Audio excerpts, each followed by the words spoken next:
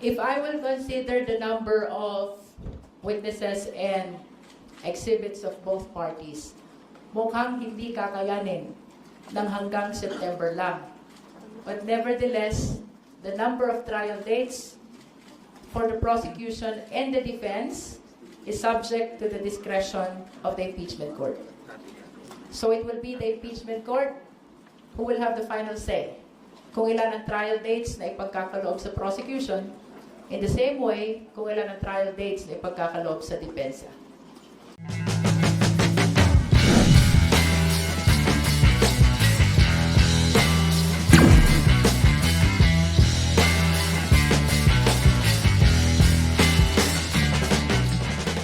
Magandang umaga po. I'm Kenneth from The Inquirer. This question is addressed to Congresswoman Jinky Luistro.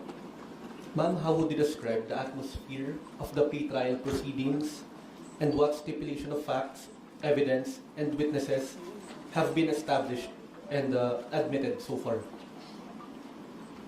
Please understand that we cannot dwell on the merits of this impeachment trial, and that includes the details on the stipulation of facts, the list of witnesses, and even the marking of documents. Nonetheless, to respond to your question about the atmosphere is very passionate in a sense that the prosecution is very much committed to prove its case, while the defense is likewise very much committed to prove the innocence of the respondent. And a follow-up po. May mga records po ba, records, evidence, or witnesses that were contended by the defense panel or were stricken off from the trial itself?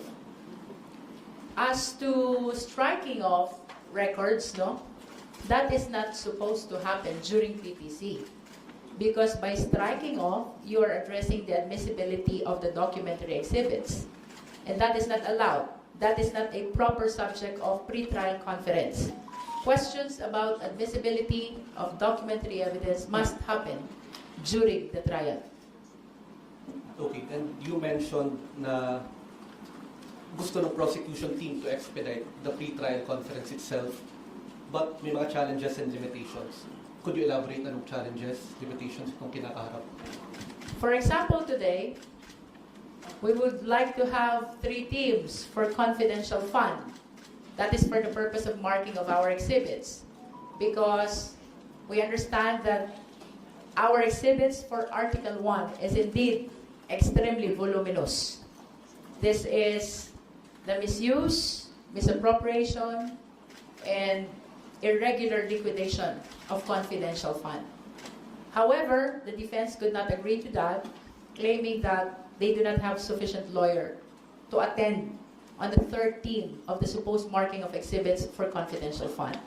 So we understand that, and as a matter of fact, we consider that as one of the limitations and challenges in our objective to proceed and terminate at the soonest possible time the instant pre-trial conference. Last question na lang po.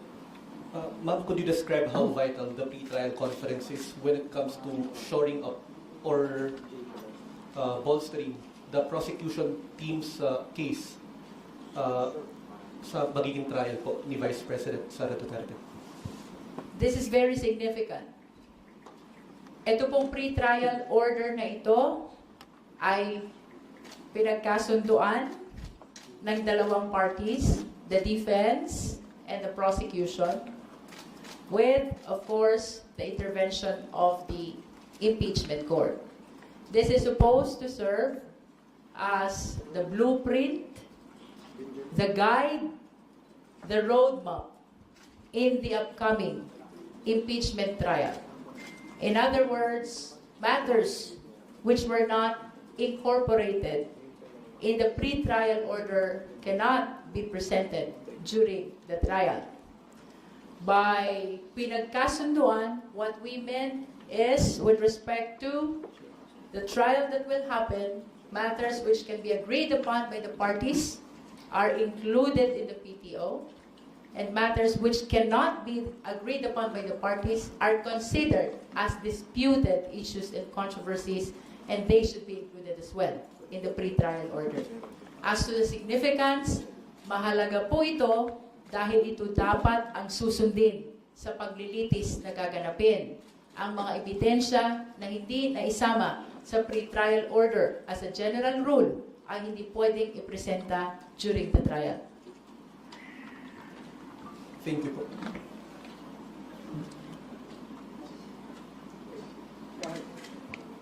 Good morning po, Kongs. Kay Kong Jervil po. Kong Jervil, in your previous interview, sinabi niyo po na po pwedeng tumagal yung impeachment trial ng 3 months. Nananatili po ba itong timeline na to, or there is a possibility to mas mapahaba pa po yung paglilitis? If I will consider the number of witnesses and exhibits of both parties, mukhang hindi kakayanin ng hanggang September lang. But nevertheless, the number of trial dates for the prosecution and the defense is subject to the discretion of the impeachment court. So it will be the impeachment court who will have the final say kung ilan ang trial dates na ipagkakaloob sa prosecution, in the same way kung ilan ang trial dates na ipagkakaloob sa depensa. Pero nag-reflect na po ito dun po sa ibinigay niyo pong trial date sa impeachment court, yung more than 3 months. We submitted our list of witnesses and documents, including the possible number of trial dates. But of course, it is subject to it is submitted for the resolution of the impeachment court as to how many trial dates will be provided to us. You can raise questions to our legal spokesperson. Yes. Sorry, just to add to that, the prosecution asked for 62 trial dates, and the defense asked for 30.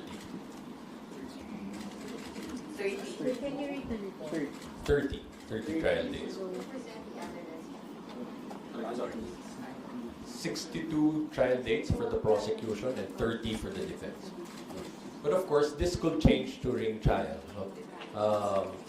It doesn't necessarily mean that we will need 62 days, for example, because if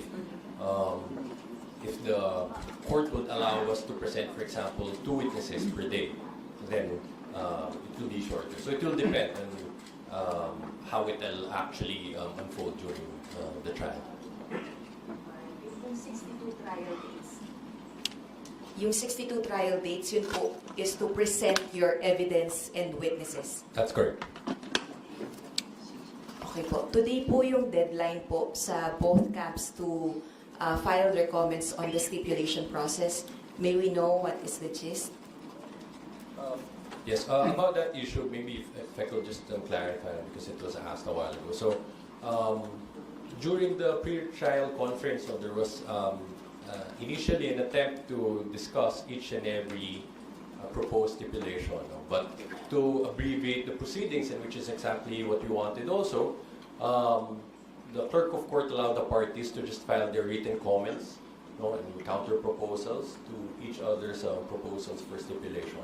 And we're happy that that happened. Otherwise, baka hanggang ngayon ho, hindi pa kami nakapag-start ng marking. No? So, that's one thing. As to the submissions of the parties, let's just wait for that. Both parties will comply with the deadline within the day. Just to clarify, may kalaki po bang motion? Yun pong comment nyo po sa stipulation process. Any motion? No, it's just a compliance to the clerk of court's directive to file our comments or any counter stipulations to their own proposals for stipulations. Right, sorry, last na lang po. Just for soundbite purposes po, 62 trial dates ang pong nilatag ng prosecution panel, while 30 trial dates ang defense. Why? Because of the number of witnesses that we've identified in our respective pre-trial briefs. But you will note that in their pre-trial brief, because they've adopted most of our own witnesses, they actually listed 97 witnesses. No? So it's also a question if how come they listed 97 witnesses but they only asked for